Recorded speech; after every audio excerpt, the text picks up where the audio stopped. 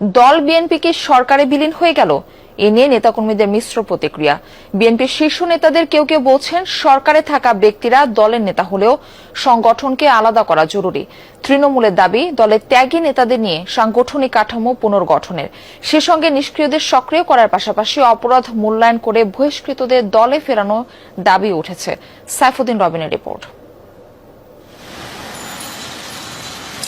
নয়াপল্টনে বিএনপির কেন্দ্রীয় কার্যালয় নেই চিরচেনা সেই ভিড়, নেতাকর্মীদের আনাগোনা। মাঝে মধ্যে দলীয় কর্মসূচি ঘিরে কিংবা নির্ধারিত সাংগঠনিক প্রয়োজনে দলে কয়েকজন শীর্ষ নেতা আসেন। তবে কি সরকার গঠনের পর দলীয় কার্যালয় গুরুত্ব হারাচ্ছে? দলের সাংগঠনিক গঠিতে চলা দরকার, আর সরকারের ভাবে তার দাপ্তরিক কাজগুলো। একটি সরকার তখনই শক্তিশালী হয় যখন তার রাজনৈতিক সংগঠন এবং অঙ্গ সংগঠনগুলো যখন শক্তিশালী থাকে। তারা দীর্ঘদিন ত্যাগ তিতিক্ষা করে বিএনপি ধরে আছে, তাদের বাছাই করে এনেই দলের কমিটি